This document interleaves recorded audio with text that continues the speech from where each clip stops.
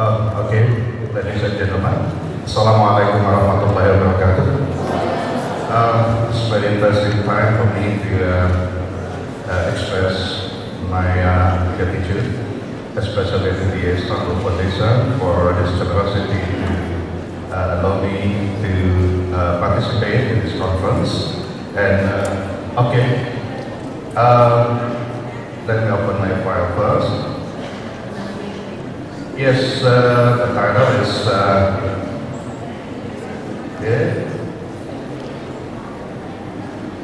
Civilization and Prosperity based on science-based thought.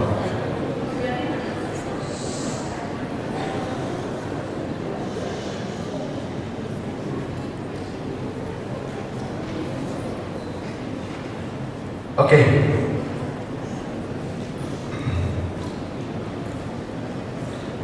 Basically, if we talk about the Islamic civilization, so inevitably we should compare it with the European civilization. And in reality, we witness that, however, okay, we are left behind. Muslims lag far behind the West in many aspects of cultural life. The advance of Western culture is, among other things, due to their successful recovery in accumulating the material wealth.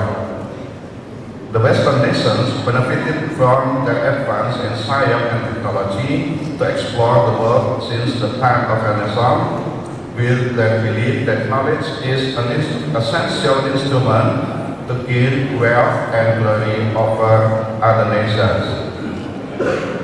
So we can refer to Shepherd Clough saying that Western Europe and the Western Hemisphere were richly endowed with nature, with resources, especially fertile land, coal and iron, which were to play an important role in economic activity. Improved method in transportation made it possible for the West to draw upon the natural resources of the entire inhabited world. On the other hand, in its early years, Islam spread very rapidly. Within less than a century, this new religion had successfully expanded its territory over a very vast region in the Middle East, covering Persia, Palestine, Egypt, and has swept across North Africa into Spain. This enormous expansion was partly a matter of conquest under the authority of the Umayyad Caliph. Under the subsequent Caliphate, Muslim community grew into a vast empire and Islam became a world religion. The Muslim success in expanding their authority may also have been due to their ability to transcend the boundaries of nationality and race affiliation.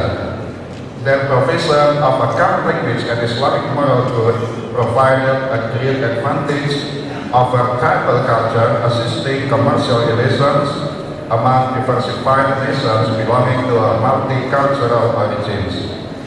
This expansion in trade, in addition to the open intellectual environment of early Islam, gave rise to the wealth of its civilization. The advancement of Islamic culture in the medieval period reached its peak under the reign of the Abbasid Caliphate.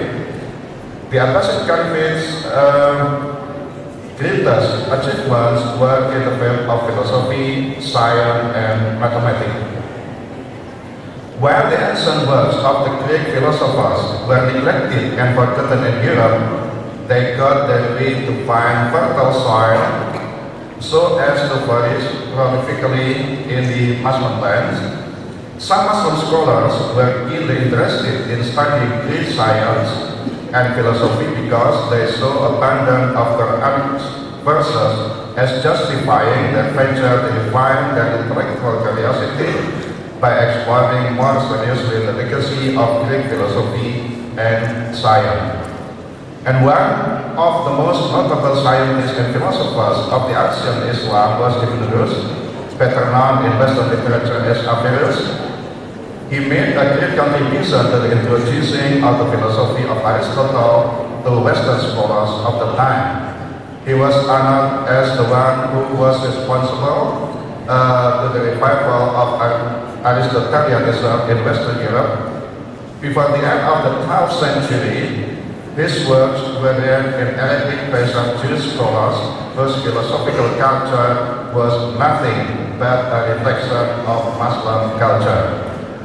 For Muslims, one of the most important legacies provided by Averroes was his attempt to harmonize between religion and philosophy.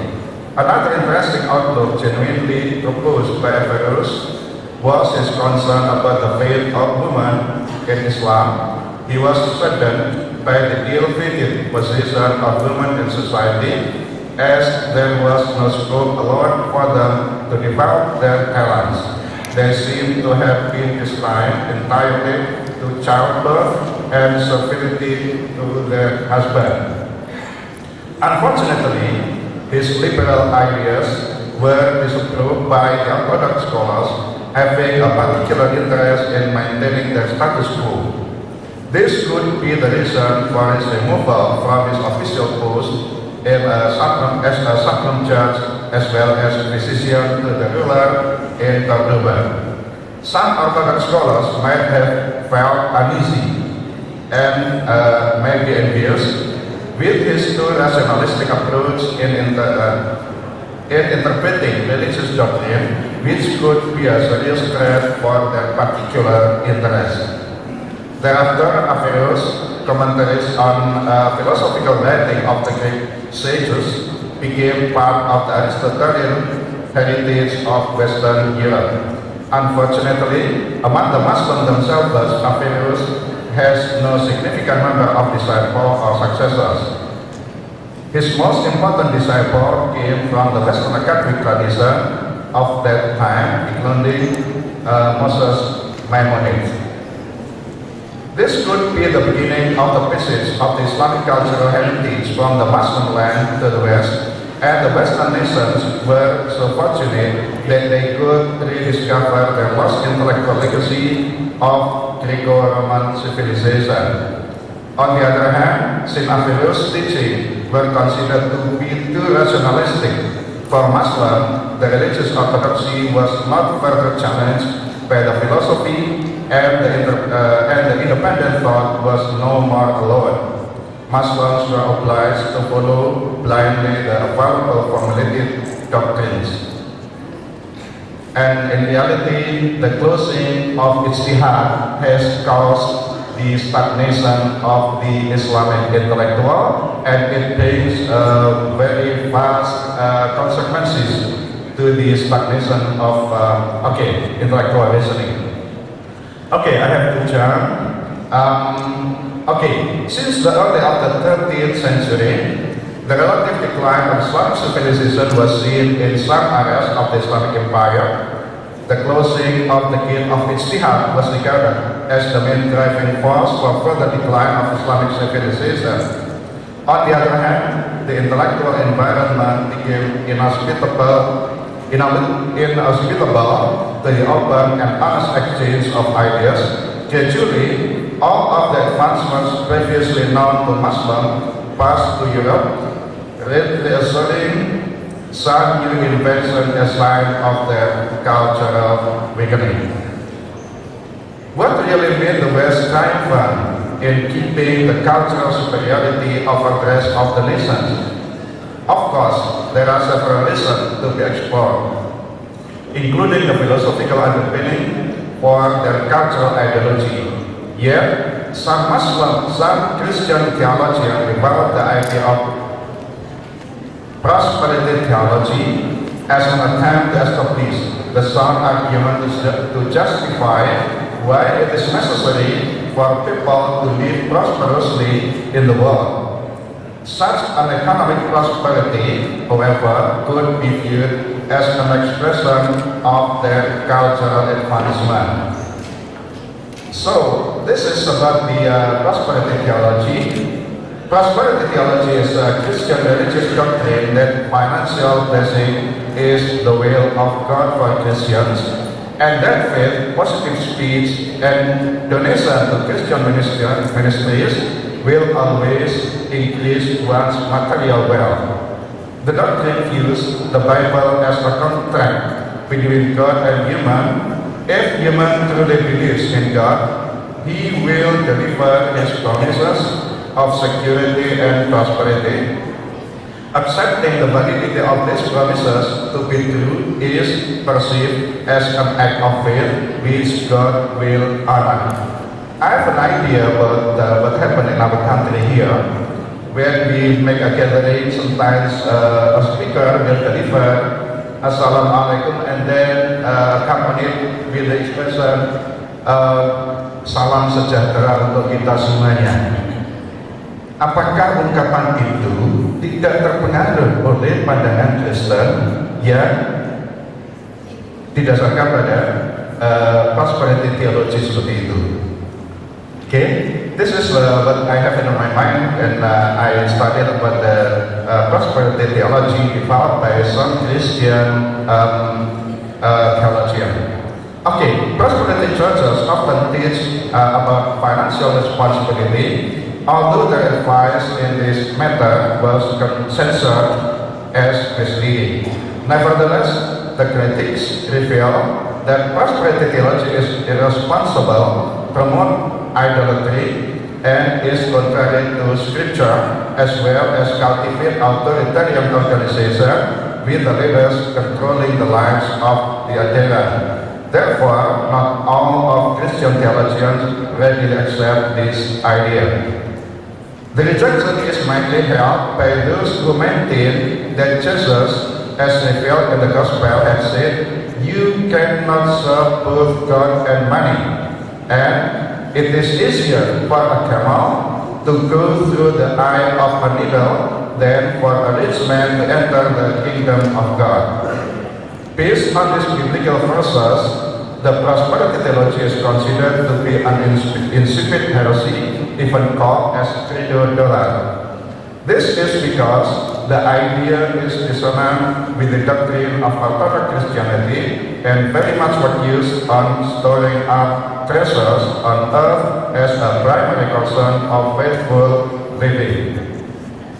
It is clear, therefore, that the advance of West does not have any significant correlation with their doctrinal belief as formulated in the theology of prosperity, but rather because of some other factors beyond the religious consideration. Okay, I have to turn to, while the prosperity theology is surely unknown to the Muslim world, it seems irrelevant to question as whether or not the relative lower prosperity incurred by some Muslim nations is due to their misunderstanding of the two theological doctrines. Of course, this gentleman may invite some debate, please. Interestingly, however, Muslims have the so-called theology of hope, as could be retrieved from Said Nursi's thought being reformulated by Thomas Michel in his precious work Insight from the Risale-i Said Nursi's advice for modern believers. I have bought the book in Istanbul last year, written by Father Thomas Michel, and he clearly explained about the theology of hope that should be adapted or be studied by all of us here. Okay, among numerous topics included in this work, Michel puts an insightful discussion on Nursi's idea on the meaning of hope as the basic positive attitude toward life which motivates people to change, grow, and develop. It is with the hope that Muslims could change their unfortunate condition. On the contrary, despair results in stagnation and triumph of status quo. This idea was initially revealed by Nursi in his famous Bediuzzaman delivered in Damascus in 1911, well known as Damascus Sermon. In Nursi's views, Muslims were plagued by the fact that prevented them from material progress. they could not develop effective social organization as a means to improve their condition. Being so stagnant, Muslims made no significant progress vis-a-vis the Christian Europe. In his Damascus sermon, Nursi explains some illness afflicting Muslim society that made Muslims remain stagnant, while European nations could make a great progress, leaving Muslims far behind them. Nursi mentions 6 factors as the primary causes for Muslim stagnation. They are despair, deceit, enmity, disunity, despotism, and selfish individualism. Nursi explains each kind of this sickness and then prescribes the remedy for them clearly. However, of these societal diseases suffered by Muslims, Nursi gives more emphasis on the problem of despair or hopelessness. He devotes the most time to elaborate this issue, as every single person may agonize over despair, both educated or uneducated. They have made many expressions of their despair, like there is nothing that we can do, nothing even ever change. What I can do, I am just a one person, or it's all a hopeless mess. Nursi suggests that when people are sunk in such attitudes of despair, there is no point in looking more deeply into the basic problem of the social life. For Nursi, since human desires are unlimited, okay, now I jump here. According to Nursi, humans are cursed with a short lifespan and dull mind in the face of infinite pains and hope. Humans are obliged to strive to sustain their life, otherwise they would have no chance to survive in this world filled with pain and agonies. Unfortunately, most of their hopes come to nothing. In order to be able to overcome this problem, Nursi suggests that humans should maintain their belief in the validity of the doctrine of resurrection and the coming of the eternal life in the hereafter. This belief undeniably plays a key role even in the pursuit of happiness for the current life on earth. The belief in the resurrection for the dead signifies that human hopes are not an absurdity leading to frustration and disappointment. It is God's promise that the good and the weak will witness the value and the merit of every single action they have undertaken in this world. Okay, there is a very lengthy discussion by Nursi on the role of hope. Again, as reformulated by Thomas Michel as Theology of Hope. This hope bears the meaning of theology because it is to be based on religious faith that may fortify humans' compassion in encountering lots of calamities, disasters, and suffering in his real life. Without religious faith, people have nothing to fall back on and are likely to get discouraged and eventually admit defeat. Although it is by no means true that the theology of hope is comparable to prosperity theology, it is interesting to consider that both types of theology deal with similar realities being encountered by people wishing to overcome their impediments of life, especially with regard to economic insufficiency. Economic insufficiency could be a trouble for everybody as well for the society in general. In Islam, humans are ordained to strive for a better life, both for this worldly life and for life in the hereafter. In terms of individual existence, material sufficiency could be an instrumental means for Muslims to maintain his or her personal dignity. In my paper, I quote the story about Sufyan al-Thawri, the most devout and ascetic Muslim scholar in the early Islam. He is a really ascetic man, but however, he maintained many dirham in his hand. And then, astonishingly, one of his fellows asked him, "Dear brother, you are so ascetic, but why do you keep many dinars in your hand?" What did Sufyan al-Thawri answer? He said, "Without this dinar in my hand, I will be only a hanky in the hands of the authorities." Once one of the Al-Azhar Sheikh came to my college at Convener, and he delivered what he wrote about Sufyan al-Thawri, and I really remember very clearly. Laula hadith dananir latamandala binal umara. It means, although that people, the Muslim should be ascetic, he should maintain his dignity by having sufficiency in economy. Good. Now, Nursi was so critical toward modern civilization promoted by modern Europe, especially because it is built on materialist values.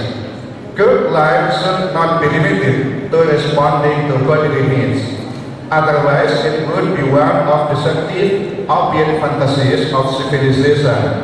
Good life is not merely having enough food for one's stomach, roof over one's head, and access to medical treatment when needed. Nursi argues that such a notion signifies a short-sighted understanding of the true needs of humans.